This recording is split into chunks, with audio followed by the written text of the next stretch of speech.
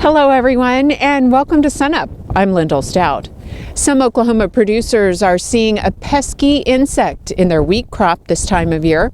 Joining us now is Tom Royer, our extension entomologist. Tom, tell us what you're hearing from producers and kind of what this bug can do to the crop. In the last 3 or 4 weeks, I've gotten calls from some of the county agents and people in southwestern Oklahoma that have been finding Hessian fly in wheat fields down there.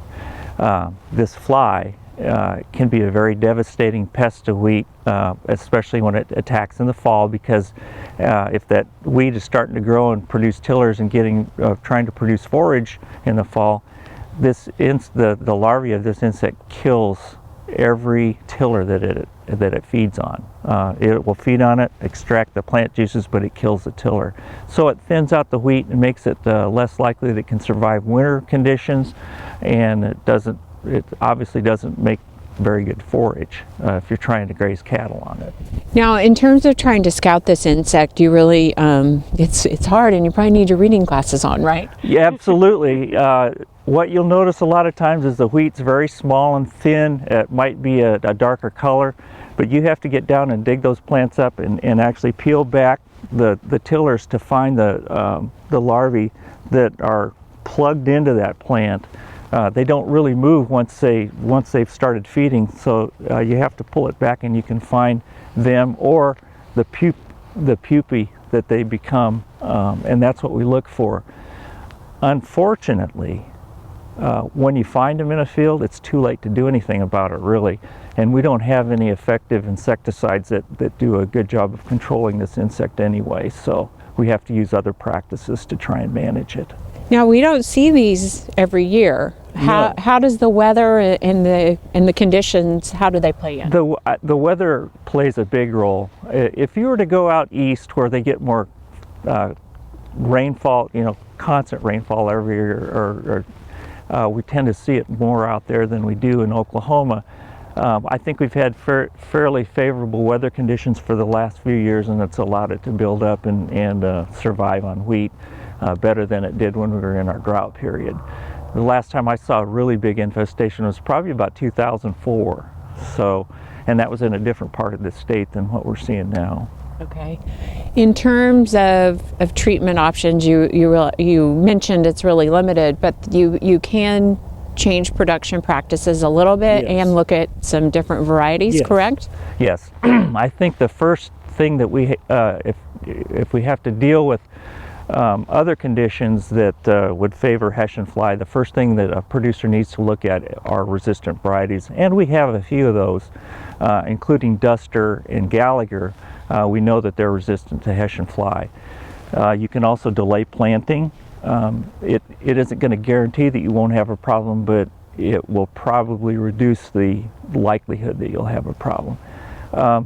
People that plant wheat year after year are going to have a problem because this insect overwinters on wheat stubble and oversummers on wheat stubble. So if you're not destroying that stubble or by doing a crop rotation or burying it under the ground, it's there waiting for the next year.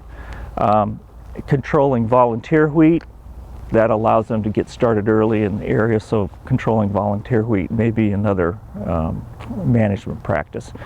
But the bottom line is, if you're going to grow no-till in Oklahoma and plant early, I think it's very important that you have a resistant variety. If it attacks wheat in the spring, it's going to make it look like hail damage, and you have to get back and pull up plants and look for the Hessian fly pupae in the springtime to give you an idea whether it's hail or whether it's Hessian fly. Okay, well, we'll check back with you in the spring then, Tom. Okay. Thanks a lot. And now an update on some research on canola and weeds. Here's our Extension Cropping System Specialist, Josh Lofton. Well, we've talked about canola being grown in the state of Oklahoma and how beneficial it is in a rotation with winter wheat. And the canola plant itself is very beneficial within that rotation, but the biggest benefit of adding canola into a traditional wheat after wheat after wheat system is the amount of herbicides that we can bring in that you can't historically bring into a wheat system. So what we have here over to the right is a check We have not put any herbicides out since we planted it, and you can tell what the native weedy grass population looks like. We can tell the wheat looks really good on both strips. And then back in the back, we actually have some planted Italian ryegrass and planted oats. So those are two really big weeds within our winter wheat system. And if we look over here, this is where we've applied the plots with Assure, and that's a grass-based herbicide. And that grass-based herbicide allows us to go in and take care of some of those problematic grasses that we can't traditionally take care of in our winter wheat system. And we can see back in the back with the weeds, they're gone. They're none to be had. But we also see in the winter wheat system, it's also dead. So it's something that we can't put in the system. But if you look here at the canola, it looks just fine and looks really healthy and ready to go. And we see that you can see we have some henbit and some wild mustard, so we can show that that is not a broad spectrum herbicide. It is something that focuses strictly on grasses, but that's the benefit of canola. We can go with those herbicides that go right after those grasses, those problematic weeds in our winter wheat system, and we can actually control something we can't normally control in our winter wheat. Well, and the big thing is a lot of growers that struggle year in and year out with problematic weeds, even with some of our herbicide programs in our winter wheat system, they're always there. And so to come out here and see that with just a shift in the crop and a shift in our herbicide chemistries, those are just gone. That can be greatly beneficial. Some folks have never seen some of these herbicide demonstrations in our canola system. Maybe they're new to canola, maybe they're new to the state of Oklahoma, or maybe they just didn't think about canola before. And we had the herbicide demonstration clinic, and a lot of growers came up and said, I don't traditionally think about canola, but now that I see the benefit, it's time for me to really start penciling out canola to see if it can fit into my system because of how detrimental these problematic grassy weeds are. Canola is a great crop, and a lot of guys are making a lot of money on canola, especially if the price is right. They can get pretty good yields. The price is right, get some good yields, good returns on their investment. But you also see that benefit that next year when you go back to wheat. And we've even heard people say that that second year or even that third year after canola, they're still seeing a benefit of that canola, not only with their weed population, their quality of their wheat's better, you have less foreign material in your harvested sample, just an overall benefit to the system, not taking the place of wheat, just fitting in nicely with the crop, and that's what we like to see from a rotation.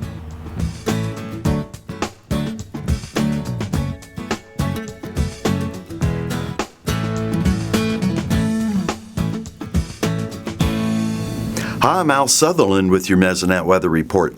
Wednesday, weather eyes were on dropping air temperatures across Oklahoma. At 4:10 Wednesday afternoon, Bernieville was holding on to a 50-degree air temperature. Out at Boise City, it was 20 degrees. Across the state, the change from Tuesday to Wednesday afternoon was 2 degrees warmer at Bernieville, while most of the state came in 4 to 10 degrees colder. Boise City was 11 degrees colder. Wind speeds varied with very light winds in the southeast, blue areas, to upper teens in the yellow areas. Hinton had the highest wind speed, 20 miles per hour. The colder air temperature and wind combined to push down the Cattle Comfort Index across much of Oklahoma Wednesday at 4:10 p.m.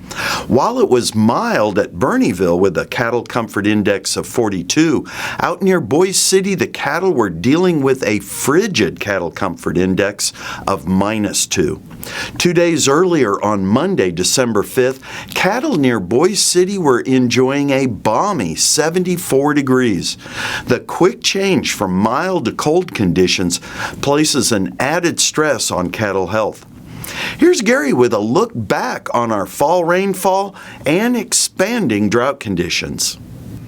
Thanks, Alan. Good morning, everyone. Well, winter is officially here. I think we'll all agree it was bone-chilling cold this week. Unfortunately, drought has never left. So while winter arrived, drought's been an unwelcome visitor for the last 4 or 5 months.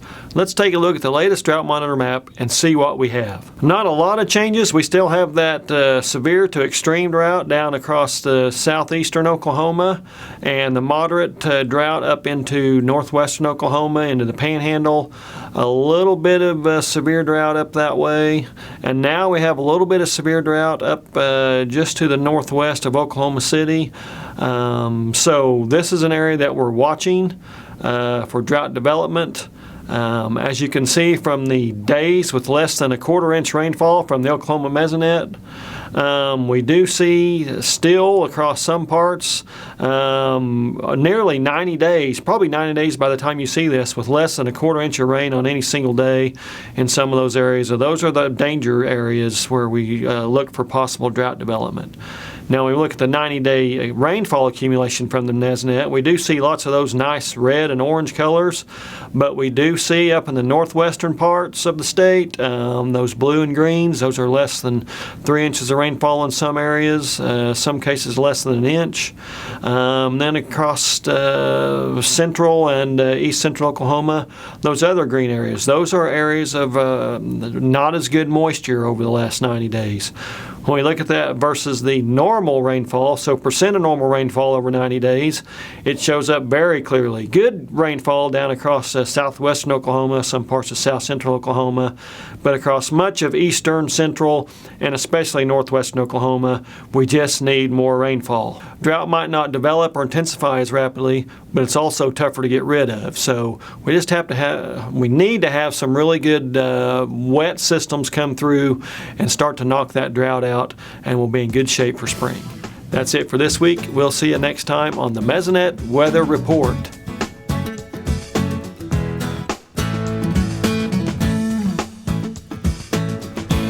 Water is becoming a scarce commodity across Oklahoma, and Soleil, you guys are working on some different projects to give options to producers when it comes to water. Yes, with water resources, freshwater resources, one of the ways to conserve them and be able to use them for longer periods is to look at alternative sources of water, or as we call it, marginal quality water sources. These include treated wastewater, brackish groundwater, and also produced water from oil and gas operations. Now, one thing that all these alternative sources have in common most of the times is high levels of salinity, which makes their reuse for crop irrigation problematic. We usually see impacts on crop yield and the biomass, as well as impact on soil health, and also the water quality in downstream resources, lakes, rivers, and groundwater resources. So the project that we have here is to look at the impact of irrigating with different levels of water salinity on Bermuda grass as well as the soil. We apply the water, we collect the drainage water that comes at the bottom of the columns. We analyze the drainage water for salinity and for some other components. We'll look at the performance of the Bermuda grass. We clip the grass and send it to the forage lab, look for salt buildup in plant tissue. And also at the end of the project, we'll come here and slice the columns into several sections and send the soil to the lab and look at the salt buildup in different layers of the soil.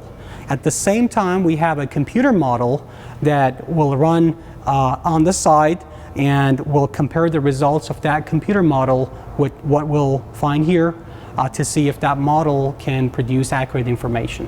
So what's the next level for this project? After you find your results, are you going to expand your research on this? Yeah, our hope is to look into other types of soils. We've picked a soil that's very dominant in Oklahoma, but we have a very diverse categories of soils in Oklahoma. So our hope is to include other types of soils, other types of crops, and also to be able to fine-tune that computer model so we can provide it different scenarios for different lengths of time and see what happens to our natural resources when low quality waters are being reused and recycled. And you'll disclose the findings of your studies at an upcoming conference. Yes, the 2017 Oklahoma Irrigation Conference is scheduled for March 1st in Altus, Oklahoma. So this time we're moving to Southwest Oklahoma. The results of this project will be presented at that conference, along with many other interesting presentations related to irrigation, cotton water requirement, subsurface drip irrigation systems, and so on and so forth. And we have invited very good presenters and speakers from Oklahoma State University and also from Texas to talk to our growers on March 1st. Okay, thank you much, Soleil. And for more information, you can go to our website, sunup.okstate.edu.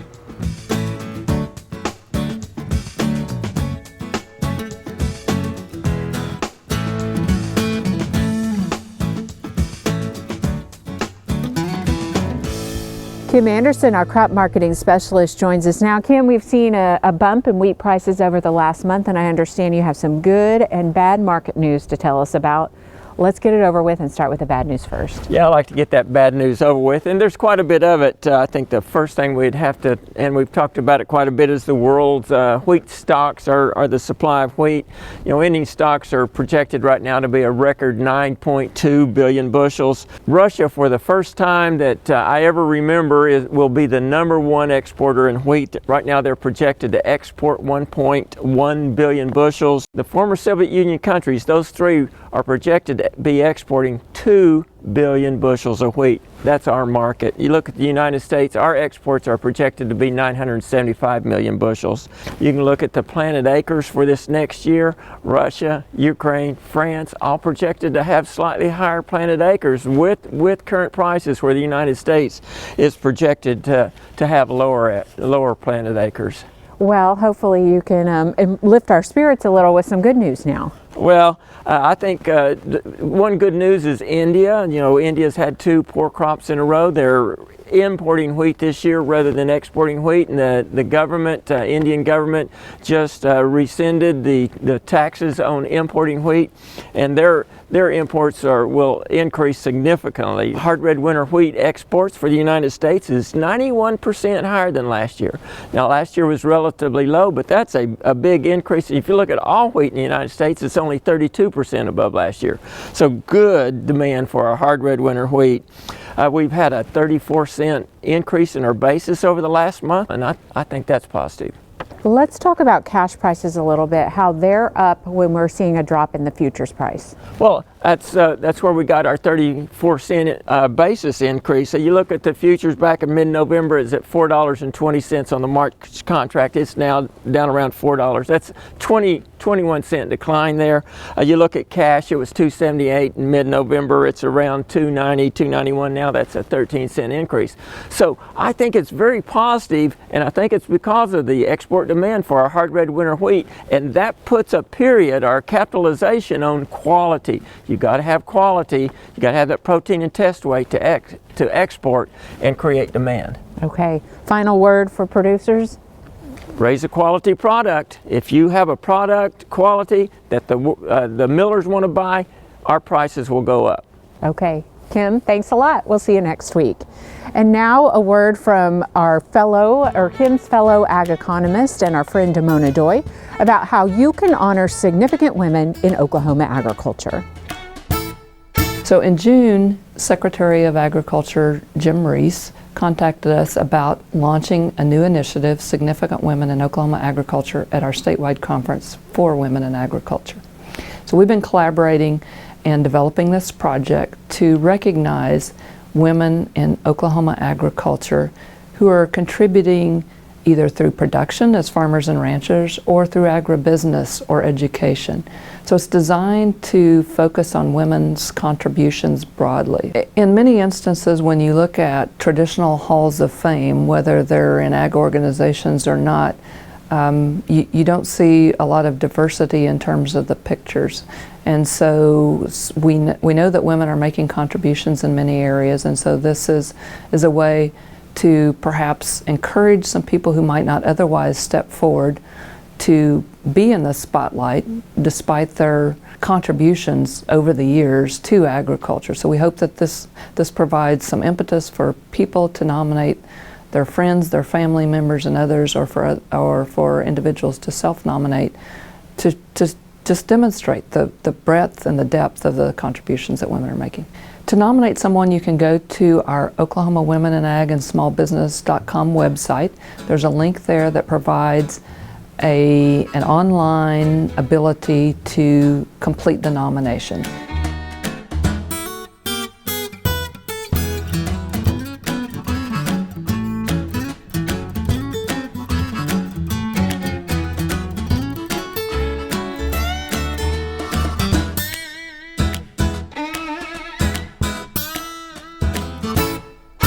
Every commercial cow-calf operation each year has to make the decision as to how many replacement heifers we're going to keep. Well, obviously, every situation is different, but there are some starting places that we can use as guidelines to kind of give us an idea of how many heifers we need to keep back. If you look at this graphic that comes from the Dickinson, North Dakota Research Station, where they kept track over a 20-some year period of time, the percentage of cows by age that was in that herd, and this goes through several cattle cycles in terms of market changes and through several drought cycles. 17% of that herd over that period of time were 2-year-olds having their first baby. So that gives us a starting place as to what to expect. If we've got a 100 cow herd, then on the average we expect to have about 17 replacement heifers calving each year.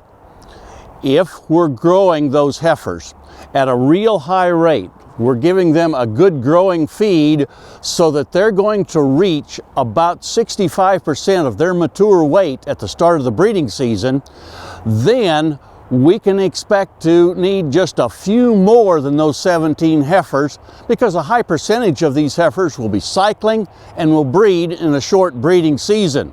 So if we got this kind of a growing program going, to get 17 heifers ready to go and bred and into our cow herd, I would expect to use about another 10%, or up to as high as about 20 heifers going into that growing program. However, if our program is to winter these heifers out on dormant warm season grasses such as native grass or Bermuda grass, and they're growing more slowly, and they're only going to be about 50 to 55% of their mature weight at the start of the breeding season, we've got to keep a lot more heifers, because only half of those will be cycling at the start of the breeding season, and we'll need to get something in the neighborhood of, let's say 30-35 heifers going into that breeding season. That means that we've got to keep nearly all of the heifers out of our heifer crop each year and put them into the breeding season, realizing that about half of them will get bred, the other half will just be unintended stockers. So it depends upon the kind of growing program that you're going to need, your situation, as to how many heifers you need to keep back each year in order to make sure that you have enough bred to go into the cow herd to maintain your current cow herd size. We hope that helps you make that decision this year, and we look forward to visiting with you again next week on SUNUP's Cow-Calf Corner.